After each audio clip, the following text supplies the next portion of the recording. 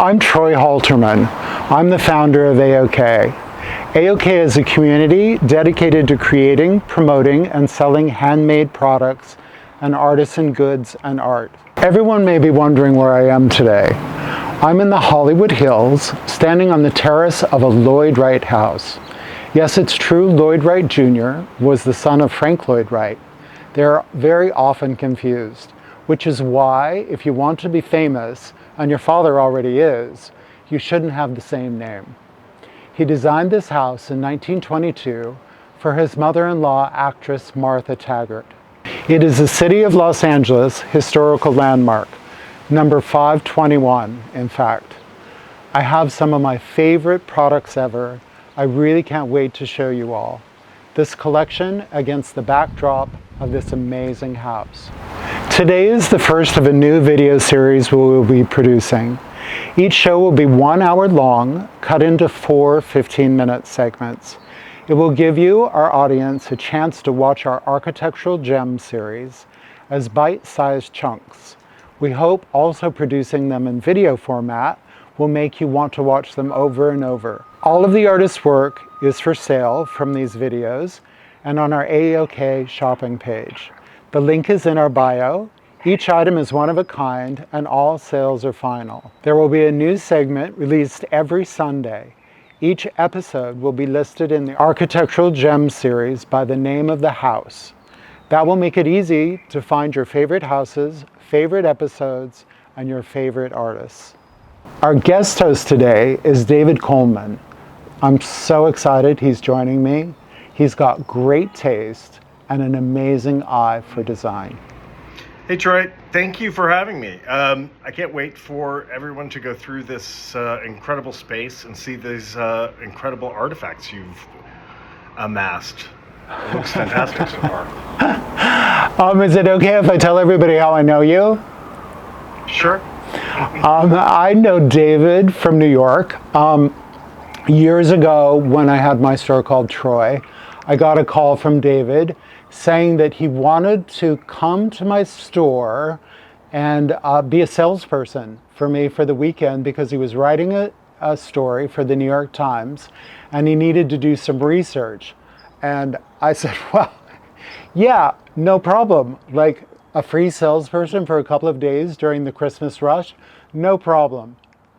And David and I have been friends ever since. Hey, do not forget how much I sold that day. I think I was your number one salesperson. Completely. I'd still be in business today if you had stayed on as a salesperson, for sure. I know you did some research on this gorgeous house for us. Do you want to tell our viewers a little bit about it? Yes, I would love to. It's a fascinating story. The Taggart House is a perfect example of the aesthetic and lifestyle that Lloyd Wright became known for in LA in 1922. That was before Hollywood was Hollywood, and Los Angeles was seen as this new kind of American paradise with perfect weather, clean air, and tons of fresh food, all grown locally year-round. And he built the Taggart House right near the Griffith Park Observatory. Back then, LA hadn't exploded yet. That came in the 30s with the Depression, and most of the flatlands were still mostly orange groves. The Taggart House was Lloyd Wright's first house as an independent architect.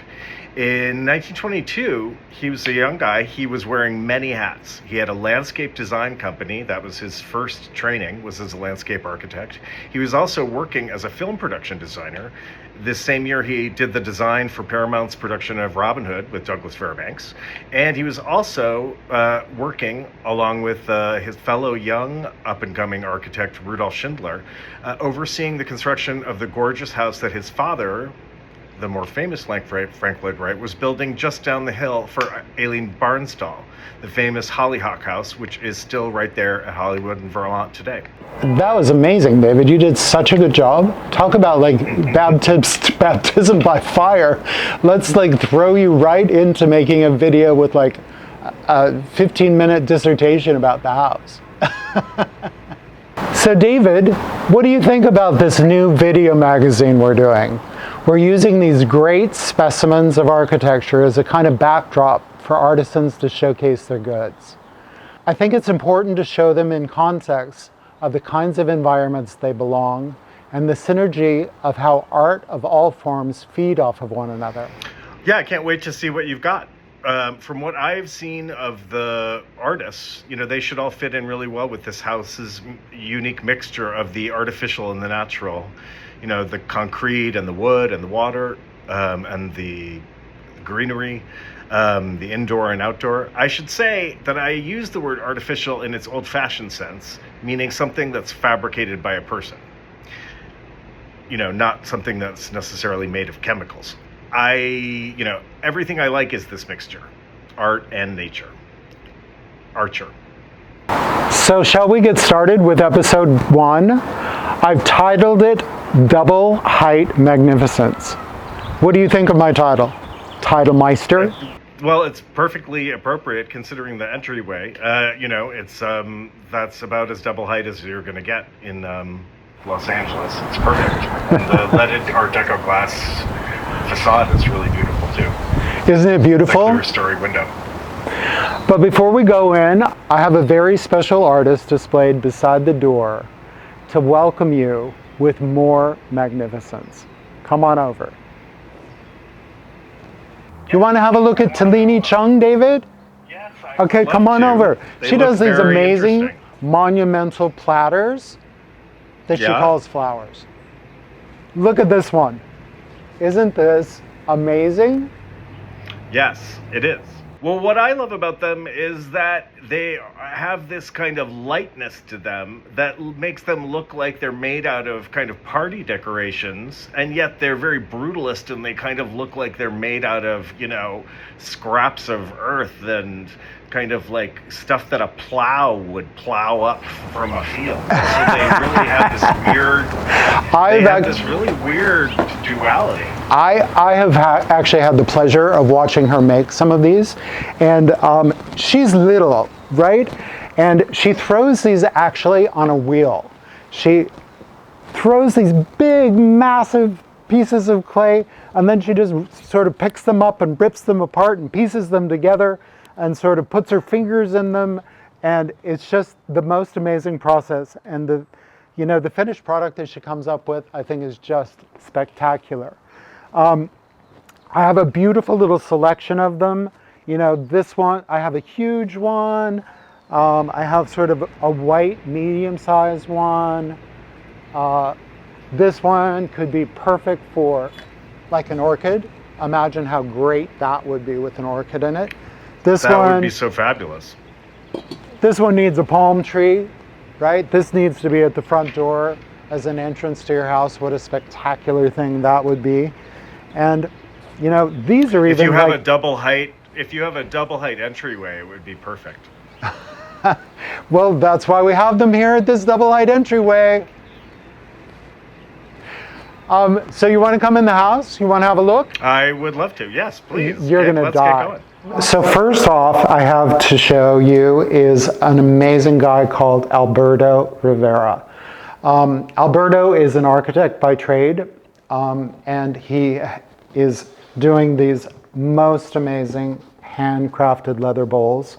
These are all hand-formed. He sort of steams them into shape, layers them. Are they meant to be used as kind of, let's say, like a place to throw your keys and your mail, or are they meant as sculpture? I brought really big ones with me today. So these are kind of the scale. I think that it would be great, maybe in the bathroom, to roll up some hand towels, as a decoration on your coffee table if you wanted to fill it up with some pine cones.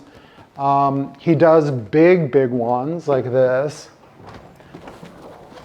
that even could be great for, some small pieces of kindling next to the fireplace, or magazines, or... What are magazines? Right. Maybe you use them in your closet as a place to put your socks. They're just amazingly gorgeous. Very handcrafted. They have a beautiful hand to them. They're architectural yet sculptural. Very special work from Alberto. They're beautiful. Do they flex the way leather does, or are they more wooden? They're pretty solid. He layers the leather together to make them fairly substantial. So, yeah, I mean, here. Can you see? Yeah, nice. Not really flexible. They remind me of the stuff you used to get at Troy from Arte Cuello. A little bit, yes. Articore was much more structured. These are much more organic, sort of, but a similar usage for sure. Then I also have from Alberto these beautiful little paperweights. Isn't that gorgeous? That is incredible. I love that kind of thing. Right. I love brass and steel, and it's like they actually look like the original weights that are used for the systems of weights and measures, like kilograms and grams and stuff like that. Exactly. Or like something that you would use in the theater to tie at the end of a rope to tie a curtain down, right? Yeah, to tie a curtain down. I mean, how gorgeous are those, like, on a desk? So up next, David, I have Justin Parker, and I have known Justin Parker all the way from my days at Troy. Justin was part of a duo called Esque, and he's one of the original founders and the original guys that was working at the Brooklyn Glass Works. And I have rekindled with him recently, and he made these gorgeous, he calls them quilt vases. And I have this one is just the most amazing sort of blush color. I call this like the color of the moment for sure. They have these amazing little white sort of inserts on the inside with like a little white rim. And it's almost as if like, right, this is the quilting. What it reminds me of is it reminds me of bubble gum, and blowing bubbles. That sort of, it has this sort of permanent version of if you were going to somehow be able completely. to cast a bubble. It's one of those wands, right? That you blow a bubble and it sort of like multiplies on top of each other. Yeah, exactly. Amazing, amazing vases from Justin. Next, I have to show you a guy called Chris Lewis.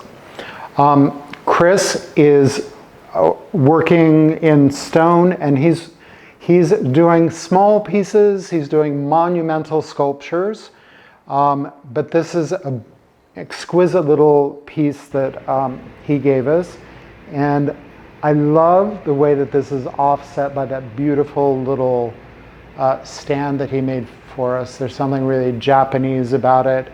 Again, speaking of bubbles, he said that this is inspired by the ocean, and sort of as the waves come in, the little bubbles that bubble up from the top.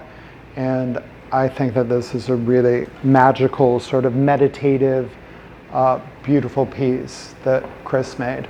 It's gorgeous, and I love the idea of carving something as ephemeral as bubbles in stone. Yeah, I love that too, right? I'd just like to remind everyone that everything you're seeing in the video today is for sale. Everything can be purchased through our AOK shopping page. The link for the page is in our bio. Tune in for our next episode, number 2, The Aesthetic of Intimacy. I'll bet you're dying to find out what this one is.